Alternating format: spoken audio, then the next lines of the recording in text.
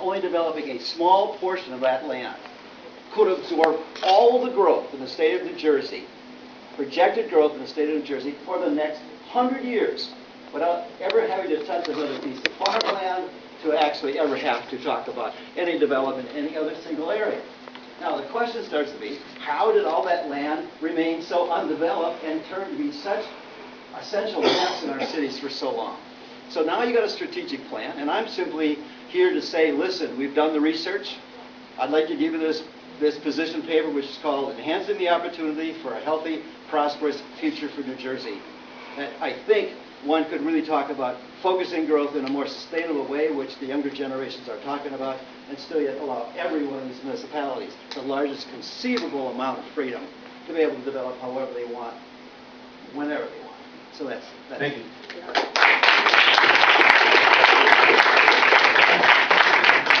Shelley?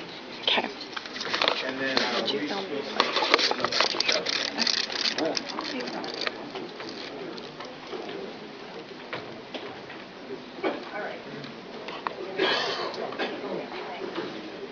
Okay, thank you. We're here to talk about a state plan. I'm here to say that we have too many plans. We have a state plan.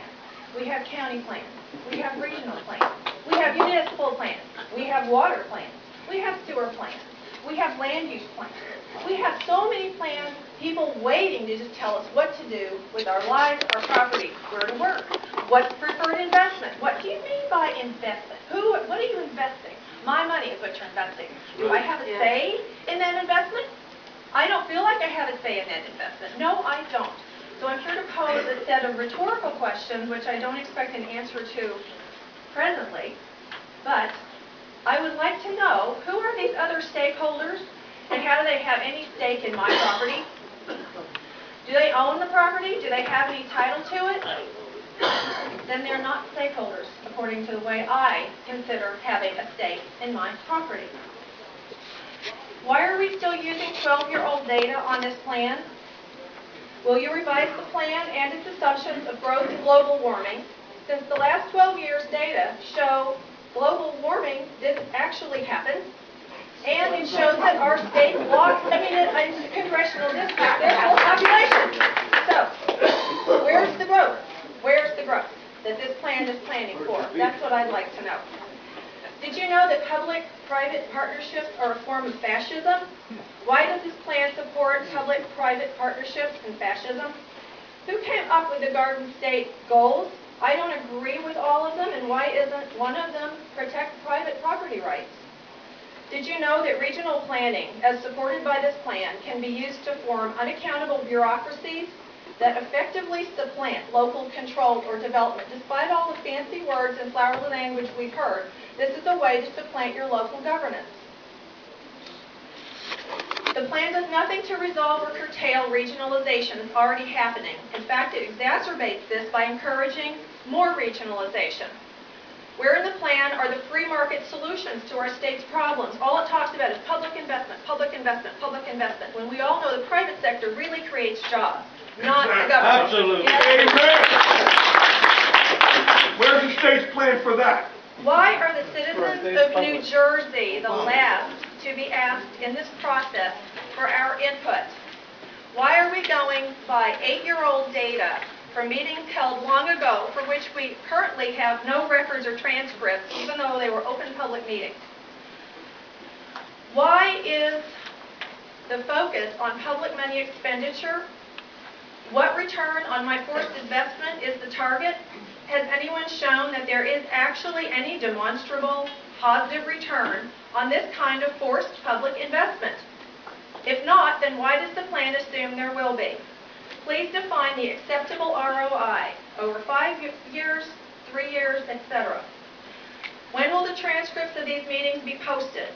Why aren't these meetings being recorded to create a transparent public record of the proceedings as you go? Why is there not a dial-in? Why aren't these live streamed on YouTube or Ustream to get the most public input and participation possible? We have a state of 9 million people. We have, if 1,200 people attend these 6 meetings, 1,200, then you know what percent of the population is actually represented? 0.013% out of 9 million. Is that acceptable? Is that valid? No. I call into question the entire validity of this public input process. What suggestions for changes have already been received, and why haven't these been posted on the website? How are we supposed to know what's already been suggested? How can we comment in any kind of salient manner when we don't even know what people have said before? Why are you only allowing one 5-minute comment per person? Isn't there free speech still in this country? Can't we talk about anything else other than the plan if we so choose? If you want to talk about the plan, fine. If you don't, fine. Why can't we comment on what we want to? And oh, by the way, if you want to shout out, if you agree with me, if you disagree with me while I'm talking, please feel free to do so. You don't offend me one bit. Say it. You go, Shelley. Amen, Shelley. Are Amen, you baby. aware of what a Delphi meeting is? That it is a way to force or fake consensus around a predetermined outcome. And that these 6 meetings all follow that process? Can you understand now why the people are outraged over this? Thank you.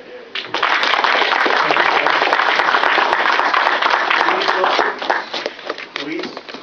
Hi. My name's Louise Wilson. I'm not going to be anywhere near as entertaining as the previous speaker. Do I need the mic? Thanks anyway. I live in Skillman, New Jersey, which is about 40 miles northwest of here. I've served in public office, 10 years as an elected official and 8 years on my planning board. I don't say that to make you think I have some certain standing. I say it sort of in the spirit of an AA meeting. I'm not here on behalf of any particular organization, but purely as a citizen expressing my personal opinions. I appreciate and I applaud what you're trying to achieve with this plan. Targeted economic growth, simplification or elimination of red tape, coordination of state agency investments and objectives. None of these things is easy, and over the years a lot of worthy goals have gotten harder and harder to achieve, partly because of complicated rules and processes. That said, I dearly hope that the State Planning Commission will not adopt a plan that does away with the rule book and sets up pretty much a case-by-case decision-making process. Most people in New Jersey want intelligent planning and growth, and most businesses, in my experience, want predictability and intelligent planning and growth. We all want to protect public health and our precious natural resources, and you don't protect either in the absence of clear guidelines, some basic rules of the road, and a system of checks and balances. I believe it's imperative that environmental protections and capacity constraints, and by that I mean drinking water systems, wastewater treatment capacity, road capacity, are given the same weight in the plan as growth objectives. I think the plan should prohibit new sewer service in areas that are environmentally fragile and should reflect a strong and clear commitment, reinforced with meaningful incentives and disincentives to foster redevelopment, not just in our cities, but in the older suburbs and in the suburban areas that have pseudo-downtowns that need rework. The whole process of writing and rewriting the plan is a thankless and I'm sure painful task. But what you're doing is worthwhile. And planning is just basic common sense. I mean, when done well, you get higher property values, higher quality of life. When done poorly or not at all, and believe me, I know this from places I've lived in New Jersey and elsewhere in the country, you get more flooding, you get more traffic, a lot of times you get even higher taxes than you would otherwise have. And most importantly, good planning gives people choices.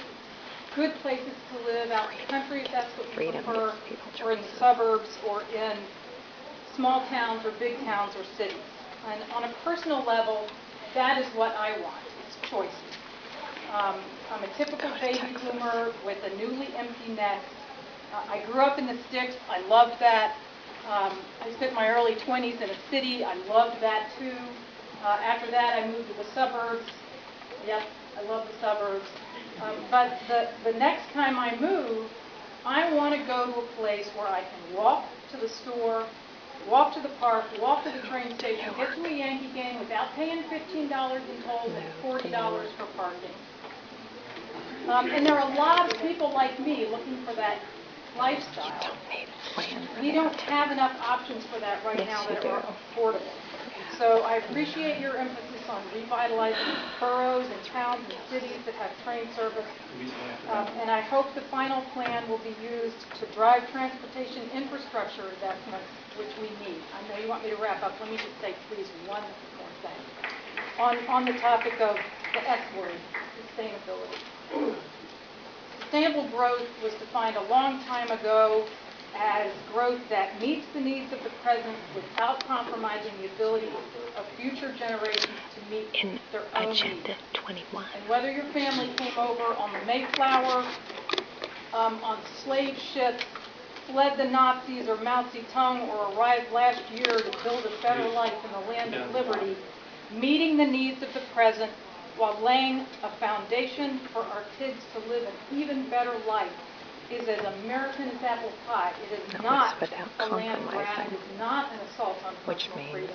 And intelligent people can differ on how best to pursue that goal of intelligent, sustainable growth, but it must continue to be the overarching goal of state planning. Thank you. Let her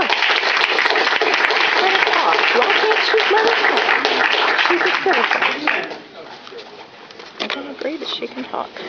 Thanks. That's the foundation Mike of democracy. Pizarro is up after Mr. Tittle. Thank you. Jeff Tittle, Director, New Jersey Sierra Club. And just wanted to start out and say that those are my friends. I just want to start out and say that in 1900, my great-grandfather had a farm in Newark.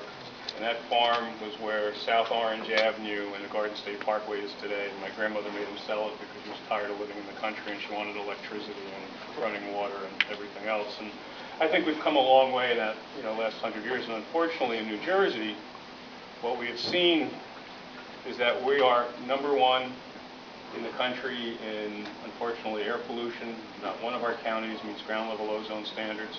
We're number one in the country in the miles of streams that are considered impaired as a percentage of the state. We're number one in the country in the loss of open space to development. We lose about 1% a year. And we're number one in property tax. We're also number one in vehicle miles traveled because of all the traffic jams. And that's a direct result of bad land use policies. The state plan is supposed to be a guide plan to help make decisions better so that we can figure out where to put our resources and how we can do things to help make our cities more viable, our farmland areas more viable, help our small communities grow and prosper, help people make a choice in life whether they want to live in rural areas or urban areas or suburban or somewhere in between. Unfortunately, this strategic plan does none of that. Our concern is that this strategic plan is not based on science. It is not based on capacity analysis where growth can and should go. It's not based on where we have existing infrastructure because it's really not in there. And the concern that I have is when you look at some of the things that we have achieved with protection in the highlands and in pinelands, that in this plan, some of those areas can get targeted for growth. Centers in the highlands, existing community areas, places in the pinelands. And the concern that we have is that the economic growth policies of this plan can trump environmental protection and could be used to rationalize or justify running sewers into environmentally sensitive areas or shifting development away from areas with infrastructure to areas that are now designated growth areas because it's so vague you can designate anything. A half a mile from a railroad track, which I call the Alice's Restaurant line, a half a mile from an interchange on a highway, a half a mile from a college. We have state colleges, by the way, in state, and we have a county college in the middle of a park. So now we can designate growth areas almost anywhere, and that's the concern. We have something called innovative, clusters, and that sounds great. Let's help pharmaceutical industry. Let's help graphic design, whatever it is. but it's so vague and so amorphous that how big is that cluster going to be, and how many lands and properties are we going to trump with that? And the concern that we have is that we as the taxpayers are going to be paying for that growth, whether it's running a sewer line out into a rural area for some politically connected developer that we all have to pay for, or putting $450 million into a Xanadu.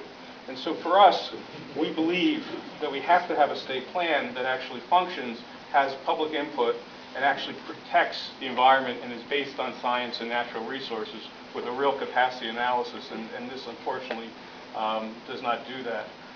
We are also very much concerned that areas in need development also become priority growth and expenditure areas, and those are areas where eminent domain can be used, and we oppose Kilo, and we think that's an abuse that needs to be resolved in the state, and we have not done it because the legislature has not had the backbone to actually stand up to it. We are concerned, again, that with this plan, we will not do the wise thing, we will end up doing the political thing. And that's why you need clear standards, that's why you need to have clear science. In fact, going back to the 2002 map, that's based on 1986 data. Our concern is that using Planning Area 1, well, that includes Rumson and Alpine and Shore Hills as priority investment areas. They don't need our money. There are plenty of places and plenty of communities that do. And so for us, we think that this plan is actually a step backwards. We think that there's some in the audience who have mentioned at other hearings Agenda 21. We think this is more about Century 21 than Agenda 21. This is more about taking care of politically connected development and developers than it is about channeling growth to the appropriate places. I'm just going to end with one point, and I'm going to read a quote. It says, we must work to protect the Appalachian Highlands, clean up the Passaic River, prevent flooding along the Raritan. We must work to save the 2 million acres of farmland in the state. We must ensure that our cities are livable communities where we can educate people and we can reduce pollution. We must make sure that our small towns and rural areas can continue economic growth, and we must need to balance that growth with preservation. I'm quoting from, and I'll read the next line. This is the guide of the soon-to-be implemented 1936 state plan. Wow. We've done planning in the state for a long time. What we need is real commitment, a real backbone, and a real plan, and this is not it. Thank you. Thank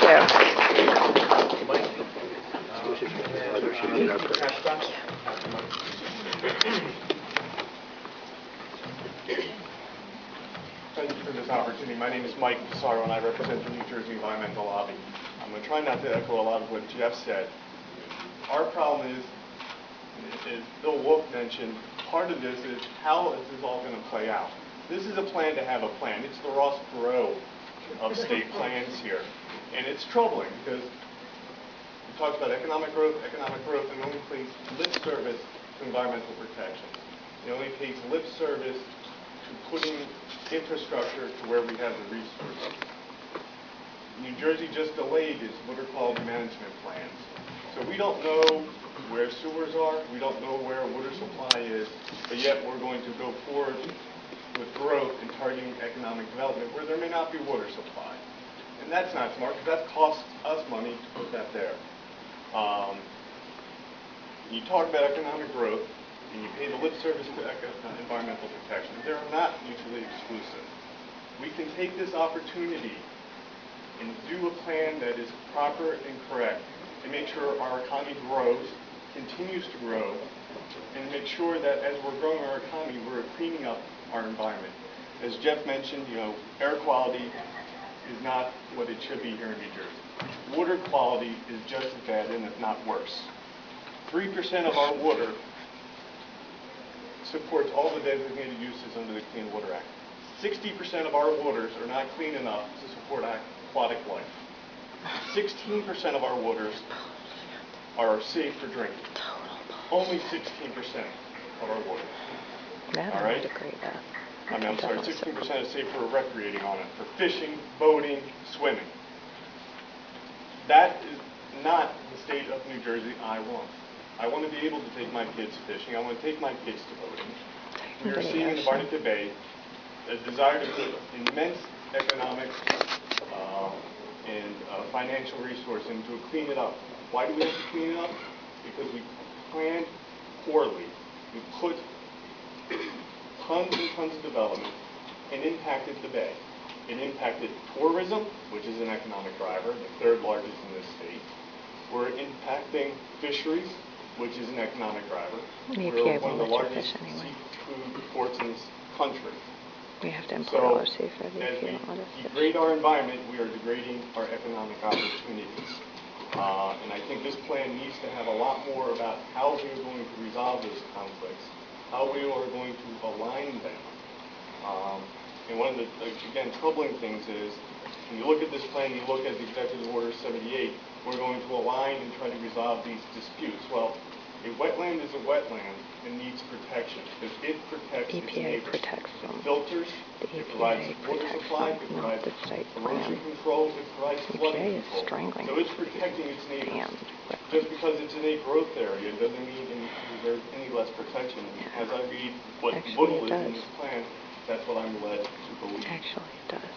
These poor decisions You again. cannot protect the Take a look at environment all of the absolutely communities that in get a flooded out development area. along It's the ridiculous. Delaware and down Bertha This Passaic. guy is so full of crap. That is a It's huge unbelievable. economic suck on those families because every time it gets flooded out, they have to rebuild. And that is because we plan poorly.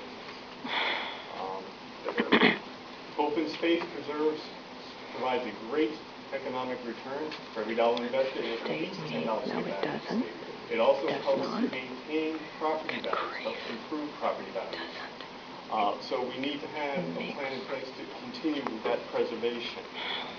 Degrades And lastly, I know property values that the because priority people investment like to area give criteria has a whole give system up their of how to land put because they no additional longer have land development into rights because a they've just priority investment joined it area. But there is permanently no mechanism in that I in a saw land trust. for a municipality or other area to say, no, we don't want this area into a priority investment area. And that there has to be that mechanism. So, I mean, to sum up, we can take this opportunity and do it right so we are moving forward and reinvesting smartly in New Jersey, Smart growth. cleaning up our air, cleaning up our water, so we are an economic force. Smart growth. This plan, unfortunately, is going to take us down the road of short-term gains, which we're going to have to pay for 10 times fold. Thank you, Mike. And then Elaine Billmeyer after Good evening. My name is Peter Castleback. I work for an organization called New Jersey Future. And Oh boy, another we've submitted environmental lobby. a lot of technical comments These about are the the plan. smart growth And editors. we will submit a lot more technical comments as we go on. We support this plan because Of course you of three do. big reasons, and we see them in there in the plan now, Planet, but sweetheart. That's they're your not plan. refined to the point that we're, I think, set comfortable that we're going to get the outcomes we're looking for. The first is that the plan talks about priority growth areas and priority preservation areas.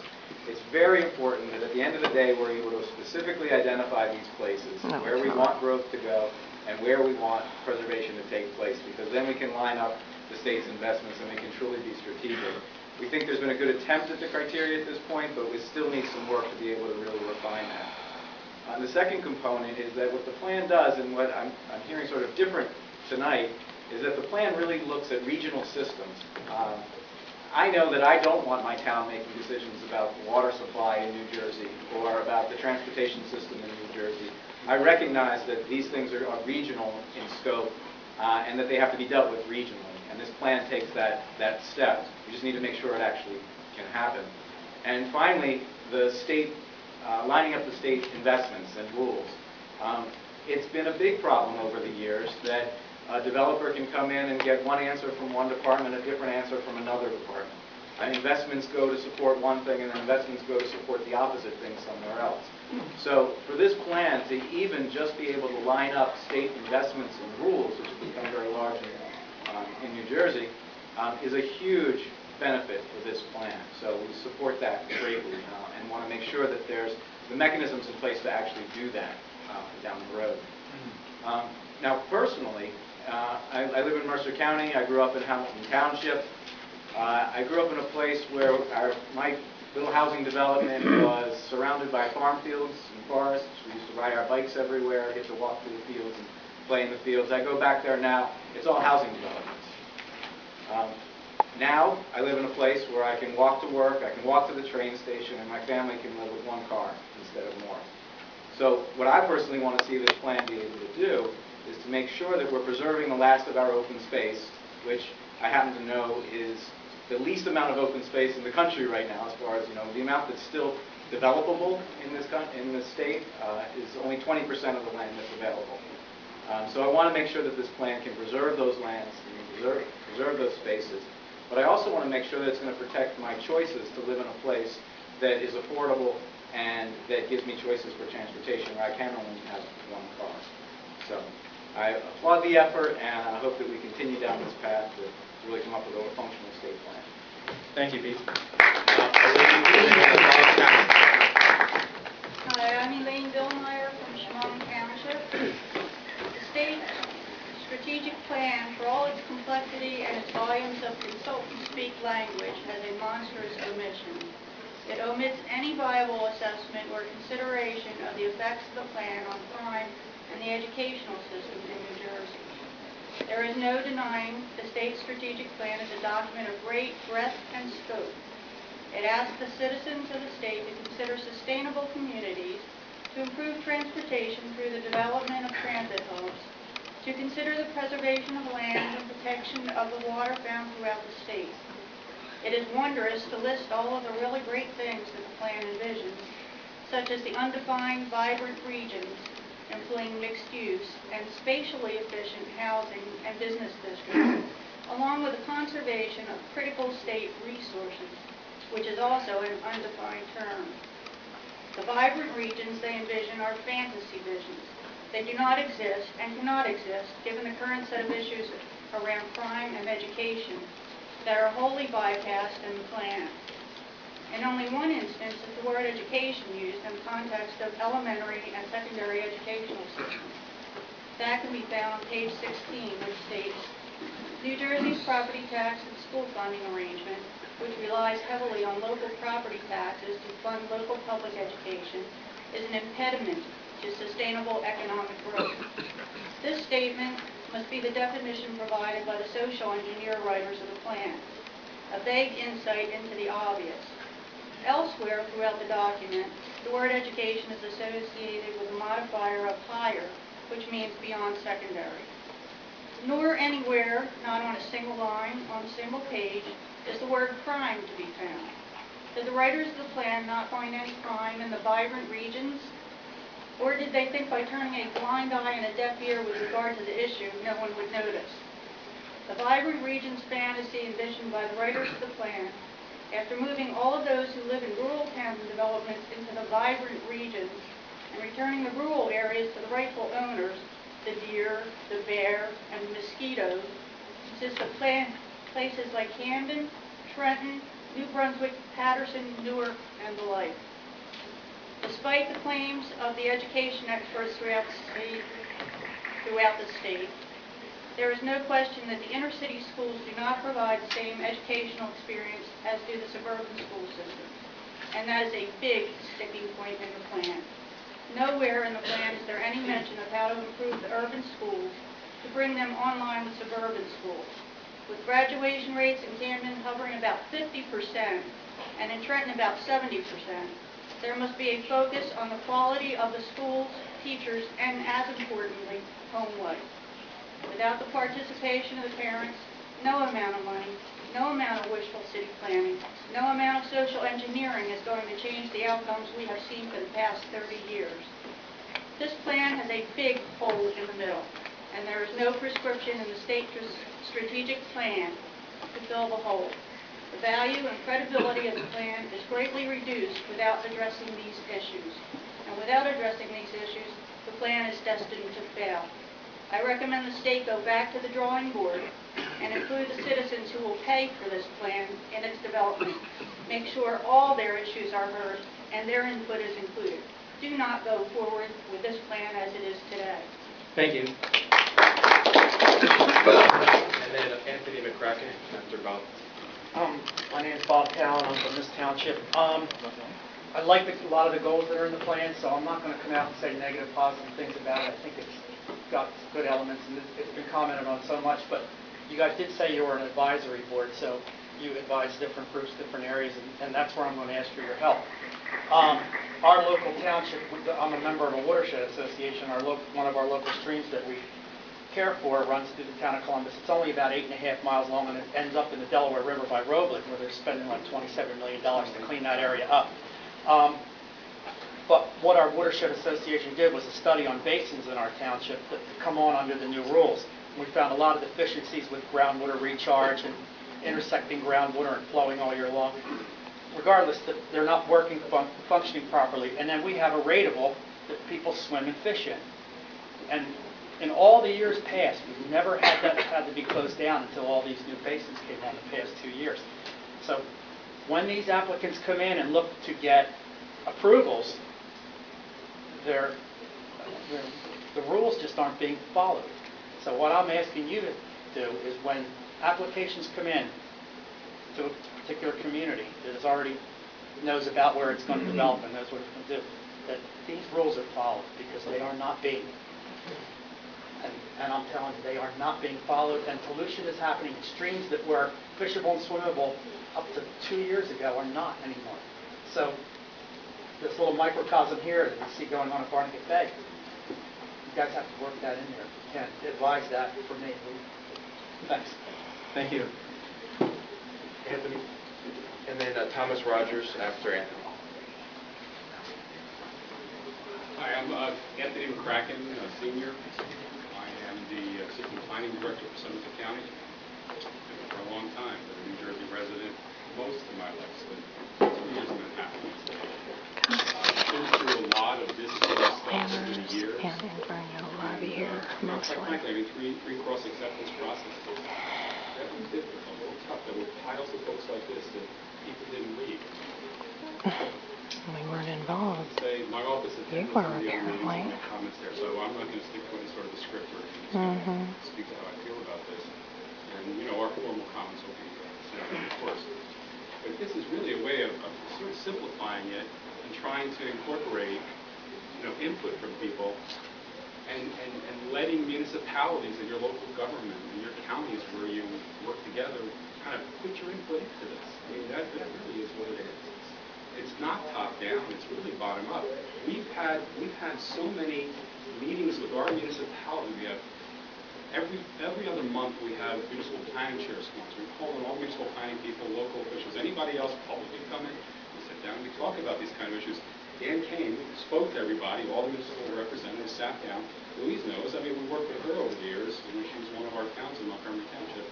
And, you know, put together consensus, came up with recommendations, packaged it off with consensus to the state. Yeah, I think that's really a process. I mean, you people love the state. That's why you're here. I love the state. That's why I work here. I could be someplace else. And all you guys can too. It's great that the state is incorporating your comments. The more comments they can take, the How do better we it's know going to you're be in the incorporating our process. comments? There's no It record. is, you know, and you've given us the opportunity to talk. I'm really, really pleased about that.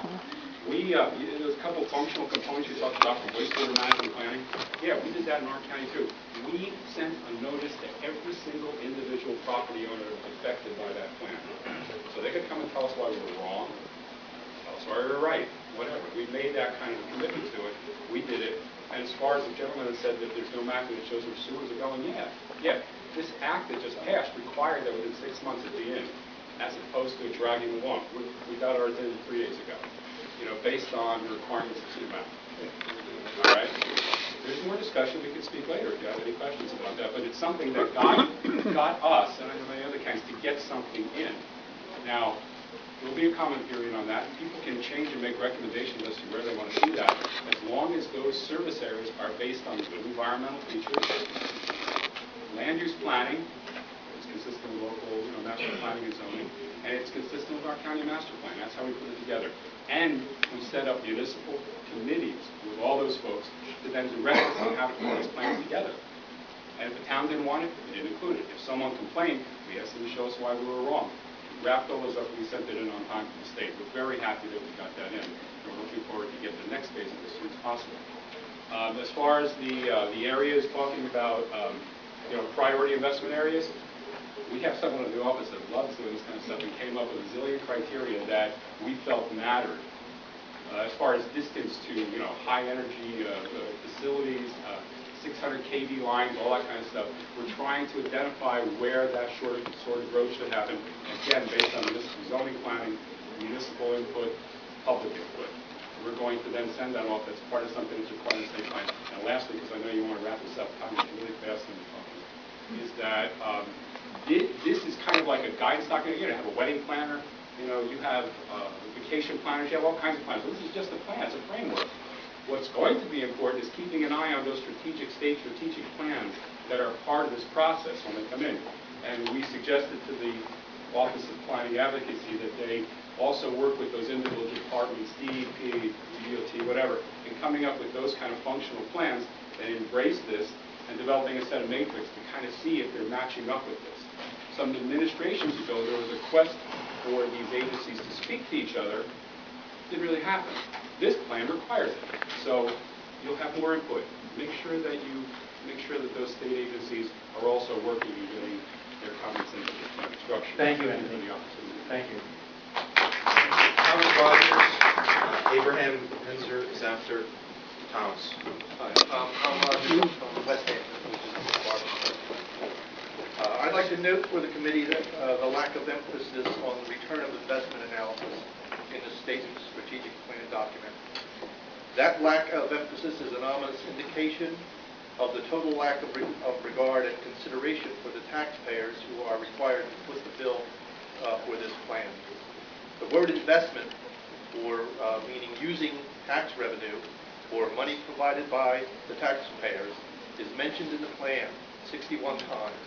And to show that I'm focusing on the plan, the word investment was used 5 times on page 30, 2 times on 31, 2 times on 32, 4 times on 33 and 34, 6 times on 37, 1 on 38, 1 on 39, 2 on 40, and 1 on 41. Okay. That's a lot of investing done supposedly on the behalf of the taxpayers by nameless bureaucrats, private special interest groups, and environmental zealots, and countless other interested parties. And all of this investment for use of taxpayer dollars is done without any transparency for those most affected, the taxpayers. And from what I can see in the plan, no taxpayer is involved in the decision process other than to be eventually handed a bill via increased taxation.